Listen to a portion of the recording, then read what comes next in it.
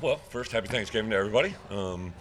Very excited to get 9 wins for our guys, but more importantly, our fans, administration, all the people that support us on a daily grind here. It's pretty awesome to put us in this position. I also want to thank Wrigley, everybody that made this day happen. This is obviously a very special moment. I've been here many times over my life and never in this type of format, so I thought our guys were really excited. We got off the bus yesterday. You could see their excitement and the eagerness to get to this game. They really, I thought all week, we actually have fall break going on our campus, so our guys don't have classes. So I was a little not concerned, but I just kind of harped on them all week about staying in your routine, living your method, doing what we did. And I thought we actually practiced really good Tuesday, Wednesday, Thursday. We want to put ourselves in a good position on this day to get to 9 wins and see where it can go. Just a fun day overall. I don't know what the future holds. I just know that I'm excited about this football team. I think we're a team that can play with anybody in the country. I love the fact that we got 3 losses on the year. Penn State takes today and wins their opportunity. We're probably lost to Oregon and Penn State, the 2 teams that will play in the Big Ten championship game. And we lost to a Minnesota team on really a one-play possession game there at the end. The sack fumble obviously still grains in my head, but just a couple things go our way, and I think we're easily in the top 15, maybe in the top 10. So I'm excited to see exactly where we can go and what we can do. A couple guys injured today. Brought Caleb Patterson with us. He just didn't get cleared, so I thought Jaheim Clark really popped up today and did some really good things. Fun to see Malachi Hood pop in, and obviously Dylan Rosiak's been out, but I thought James Crude's, Malachi, Ryan Mead, just a good group of kids that have stepped up in a big way, and then JoJo Hayden today especially, stepping in. Seth Coleman has put a lot on Gabe and Alec Bryant, but it was fun to see JoJo come in there and make some plays happen. So with that, open up for questions. Obviously, career game for Aiden Lofgren. Yeah. Some thoughts on that? Yeah. Aiden, he's just one of those guys. I'll go back to even last spring. He really had a really good spring. You could see him getting just a better poise and understanding of what we ask him to do. And then, unfortunately, in that opener on that big run down the right boundary, tweaked his, I believe it was his hamstring, and it kind of took about 3 or 4 weeks. And then again in the middle of the season. So I remember 3 weeks ago, really when we came out of our second bye, I'm like, man, Aiden looks good, and he's been feeling it. That play last week when he did that nice bounce play, I thought today would be a day that could happen. And then, today some of those turned into big home run hits, which kind of been waiting on all year. Bret, lots of firsts. 9 wins this season, first since '07, 6 wins in the Big Ten, first since '07. What made this group that group to elevate, and what does that mean for your program? I felt coming into the year, obviously I don't make predictions, but I felt really good about this group. I liked the way we were kind of gelling in fall camp. I thought our returning players, you could see the growth of Luke Altmaier. I thought we were going to be better up front offensively. I thought the addition of Zakari and the growth of Pat, now you have 2 perimeter players that really make a difference. I'm telling you, Colin Dixon, if I could sign five Colin Dixons a year, I'd do it. He's just an incredibly intelligent, very, very disciplined, very talented football player. Hank Beatty just continues to show up. And then on the defense side of the ball, I knew I was going to see growth out of Aaron from year 1 to year 2, and I couldn't be happier with our defensive staff. I thought those guys really have molded and adjusted to what our guys' limitations are and maximize our strengths. And then I got to tell you, between Robbie Disher and Chris Hurd in the special teams world, I thought they've just come in week and week out. I thought we've gained an advantage in the special teams battle pretty much in every game, and that's really fun to watch. So I thought we'd have a chance to win 9. It's been a long time since Illinois won 9, like you said, and hopefully this is more of the norm than not. I remember last year walking off that field in this game, it was like doomsday for a lot of people.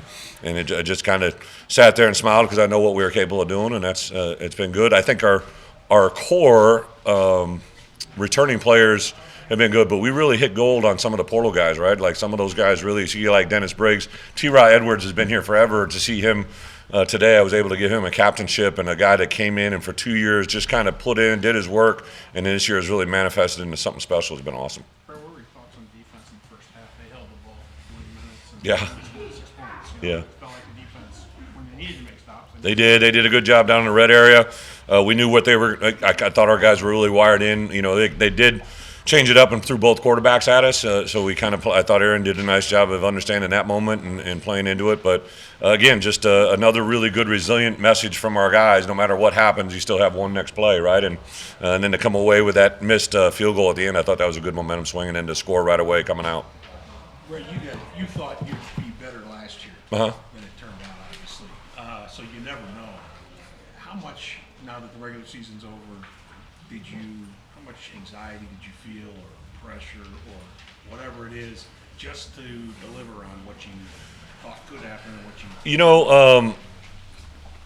you? Two different seasons. I would tell you last year I was uneasy in fall camp. I mean, obviously we had a lot of good players, but I just didn't know if we connected the way we did this year in fall camp. I think that's so much that I've learned now through my 16 years. You can have all the talent in the world, but if it doesn't gel the way you want it to and then put it together, it doesn't usually manifest. And unfortunately, it didn't last year. But I knew even during the spring and the summer and the fall, the way these guys just kind of handle their business, not much fazed them. And then anytime you have a guy at the quarterback position that feels good and is very confident, I think that breeds into everybody, offensively, defensively. So, yeah, there's pressure every week. My job, man, I mean, it doesn't matter if we're playing Northwestern or the week when we were playing Penn State and Oregon, who were, ranked top 5 in the country. Like, the pressure's got to come from within. If I start responding to pressure that comes from anywhere else, I'll never go anywhere, right? Like, the only pressure you have is the ones that you create yourself. And for me, that motivates me to do certain things, but it doesn't really change what I do. Right, obviously one more game left, but huge couple of weeks for the Yeah. 2025 roster and everything. Now you signing day portal. Huge. What is the key now to build off of this? Yeah, I mean, this week will be a lot of, I'm sure, conversations, right? Like, I'm not naive. I've told our guys all along that we have 12 guaranteed opportunities together. We've talked a lot about the dash this year, and it's been a lot of fun with these guys. But the world that we know in college football, is going to bring, I'm sure, some conversations this week that, is going to change the outlook of our team. But on the flip side, we don't have many, I don't know if there's a kid that left our program a year ago that has gone anywhere and done anything, right? Like, and nothing against the kids that have left, but like what we do here, I think, and now we have kids, we've actually had some guys reach out to us that would like to come back. It doesn't surprise me, but it's just another great indicator of, I think, what we do, how we do it. I say it all the time, but like Josh and administration, they allow us to do things with our kids that I know they appreciate. We have guys here that have been at other programs, elite programs, who talk about when they come here, they learn things more in 3 months than they've learned in 3 years somewhere else, right? And that means a lot to me, and it does, I think, indicate what Illinois can become. This is a rivalry game where you won 3 out of 4. Uh-huh.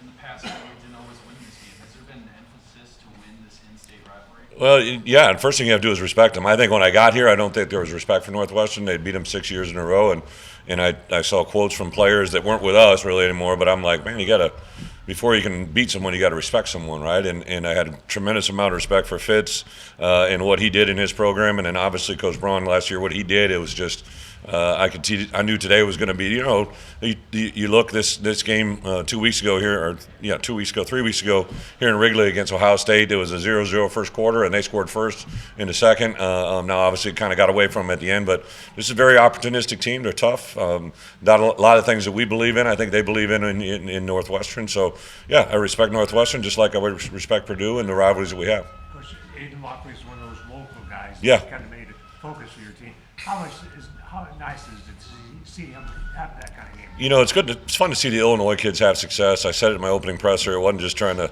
win the press conference. I believe it. Great organizations are built from within, right? And I think that Illinois has to be built by Illinois players. And when you got a guy like Aiden Lawfrey, but you can't just ignore Hank Beatty, right down the street at Rochester. Hank Beatty has probably had just as much of our success here in November as anybody, and those little things mean a lot. I think Josh Kreutz and James Kreutz, they have two brothers starting on a team that went 9-3.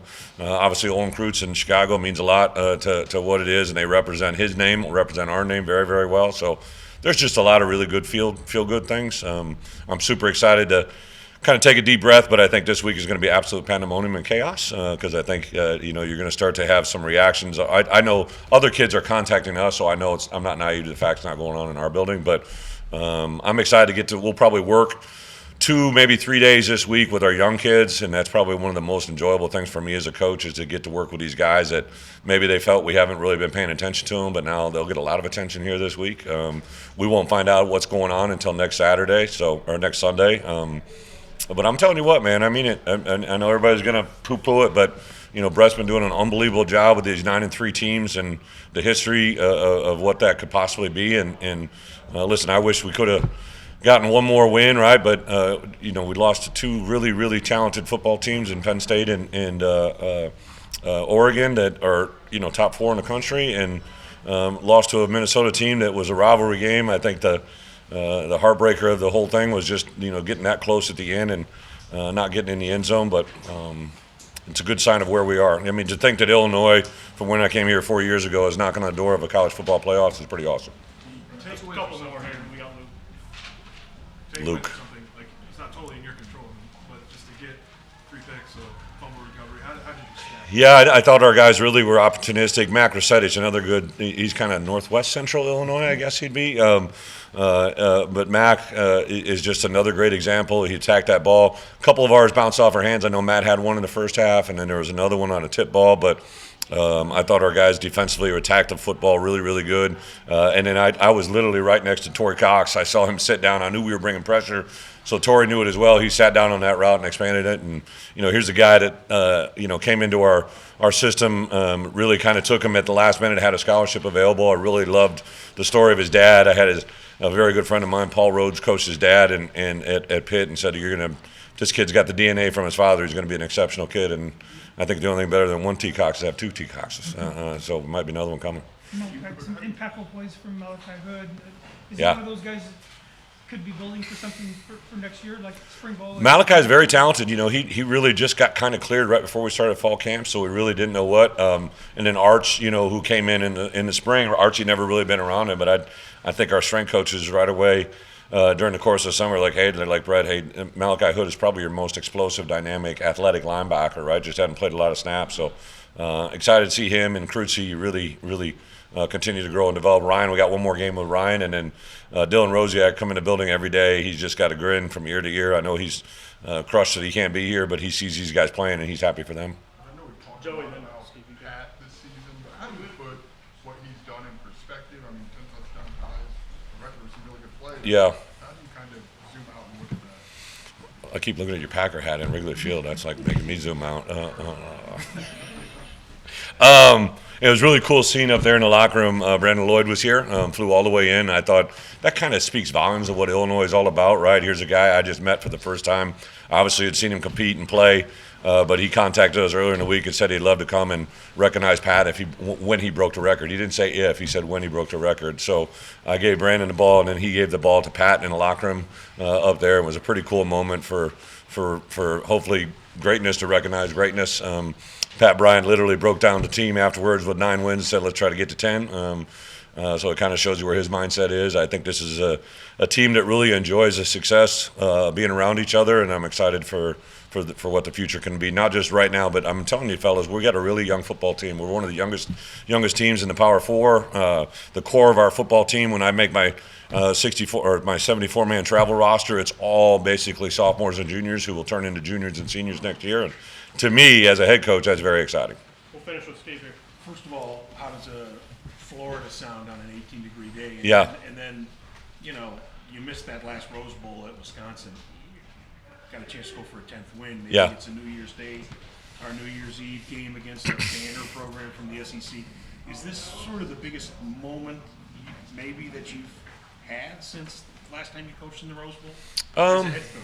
Yeah, well, for sure, absolutely. Yeah, this is big. I felt it all week. I knew when we were coming out of that second bye week, if we could put together 3 weeks and get to 9 wins, it'd be pretty awesome. Today was a little chilly. It's the first time I've worn socks, I think, since Russell Wilson's wedding, if I'm not mistaken. So it was like, I don't wear socks very often. I threw them on today. My little toes were numb walking in the building. So I think for our players, obviously we got to go to the ReliQuest a couple of years ago, but I think to know how close they were, I really kind of made that statement to them on Sunday to try and leave no doubt that, you were right on the cusp of being a top 15 team, and unfortunately we didn't do enough to get to that point, maybe from the perspective of the outside world, but I know when people throw on our film, they will see how we play, and that to me speaks volumes. I've kind of had my moment. I appreciate the question, but I want Illinois to feel what Illinois should feel, right? This isn't a mistake. It didn't happen by chance.